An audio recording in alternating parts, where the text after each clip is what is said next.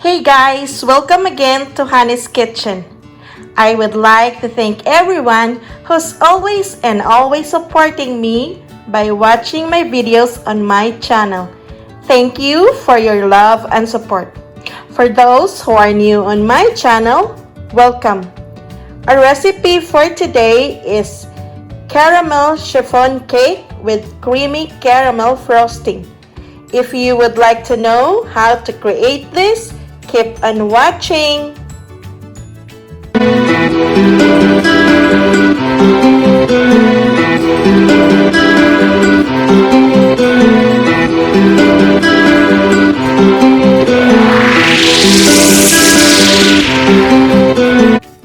Okay, so let's get started. So I already separated my egg whites from my egg yolk, and then I put the egg white on a separate bowl, and then you break down your egg yolks, and then you add your 3/4 cup of sugar, and then you add 1/3 cup of evaporated milk, 1/4 cup of vegetable oil, and 1 teaspoon of vanilla extract.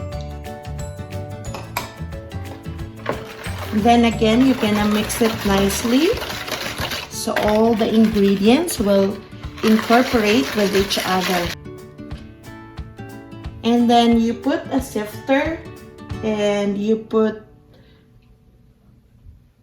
1.5 teaspoon of baking powder, 3/4 cup of cake flour. It's important in your chiffon cake, you should use cake flour, and your 1/4 teaspoon of salt. And then you just gonna sift it. After mixing it nicely, we're gonna set it on the side and we're gonna work on with our meringue. So into your egg white, we're gonna put in cream of tartar. If you don't have cream of tartar, you can use a little bit vinegar or a little bit of lemon juice. And then we're gonna beat it slowly, and then once it is stable enough, then we will put in gradually our 1/3 cup of granulated sugar. So after mixing your meringue, you're gonna mix quickly your butter, and then we're gonna put our meringue into your butter. In this technique, you always put the meringue into your butter because meringue is lighter and you don't want to ruin the consistency of it. And then make sure you handle it very light by folding it with your rubber scraper. Just make a circular motion. Do not do like that because your chiffon will not rise. So you're just gonna do a slow circular motion until you don't see a solid yellow. So it means that it's all well combined.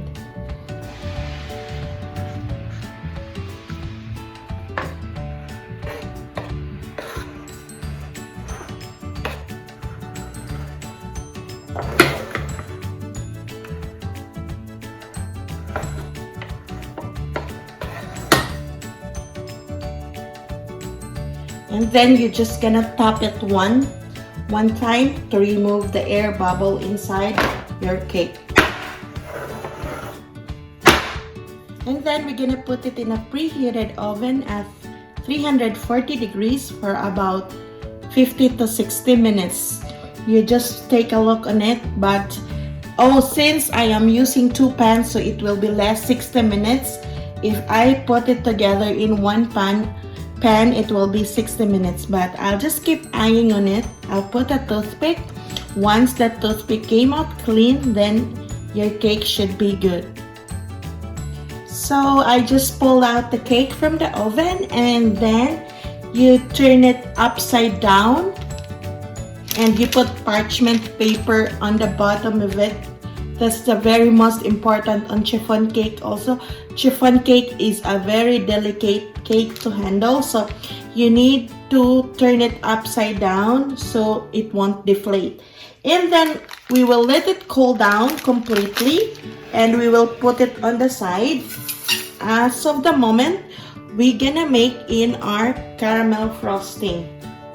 So into a small bowl, you put in 3 large egg yolks,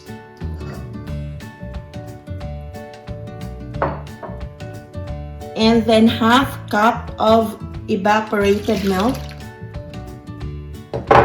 You mix it nicely, and then you put in 3 tablespoons of corn flour or cornstarch.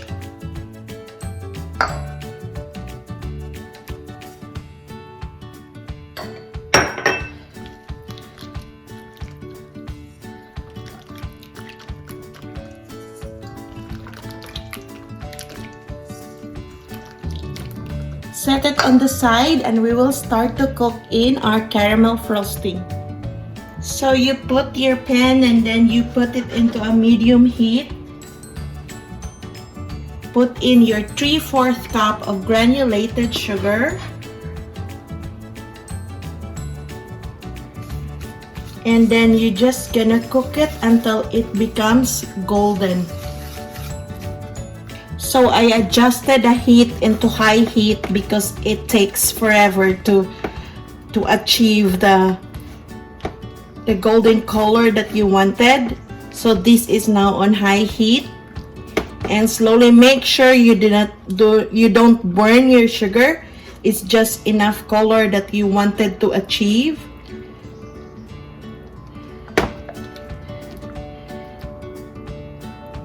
Because once you burn your sugar, your caramel will be bitter. And then you add 1/4 cup of hot water.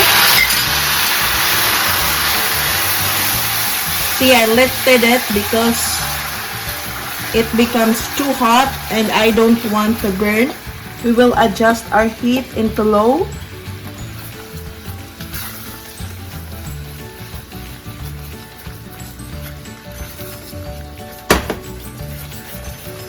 And then you add in your 1 cup of evaporated milk. Continue to cook. And then we will adjust our heat into very low. And then we will put in the egg yolk mixture that we did earlier. You put it under a strainer to avoid lumps that coming through. And then you continue to mix this in a low heat until your mixture will gonna turn thicker. And from the stove, while it's still too hot, you're gonna strain it again.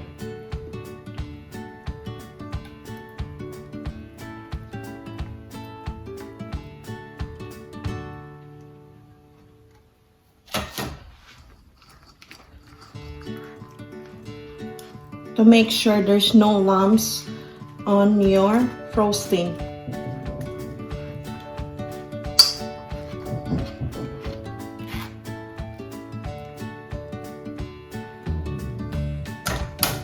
And then you drop 1/4 cup of butter on it. This is a room temperature butter, so and then you mix it nicely. So make sure that your butter are all melted and well blended to your caramel mixture, and then we're gonna let it cool down for a bit, set it aside while we will assemble our cake. So while waiting for our frosting to cool down, so we will work on with our buttercream. So I have here 3/4 cup of softened room temperature butter, and then we're gonna soften it nicely using a hand mixer.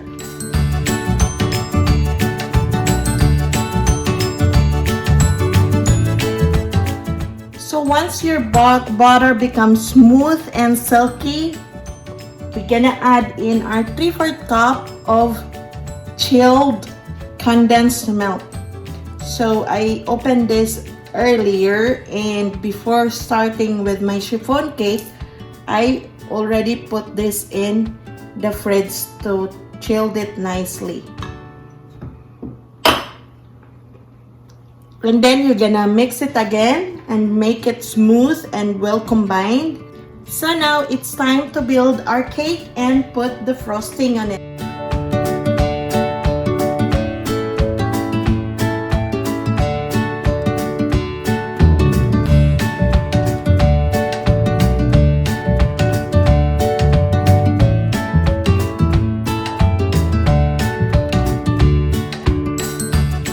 So after frosting it with caramel, I put it in the fridge for a bit because it starts to melt. So when you have that experience, just put it quickly in the fridge. And then the buttercream that we do earlier, I divided it. Some I colored it pink and I colored it leaves because I want to put a design on top of my cake. But if you don't want to do it, you can just do the plain, and then I leave some plain. I didn't put any color of this, and then we will make this as our borders. So you can just leave it like that, or you can add some caramel sprinkles on it, or you can, like me, you wanted to add more decorations, then you just add more on it. So this is the finished product of our recipe today, the caramel chiffon cake with creamy caramel frosting. If you didn't catch up all the list of ingredients, I will write it down in the description below. Please don't forget to like and subscribe and push the notification bell so you will be updated when I will upload another amazing recipe. Please take care, everyone. Stay safe, stay healthy, have a good day, and I will see you again on my next video.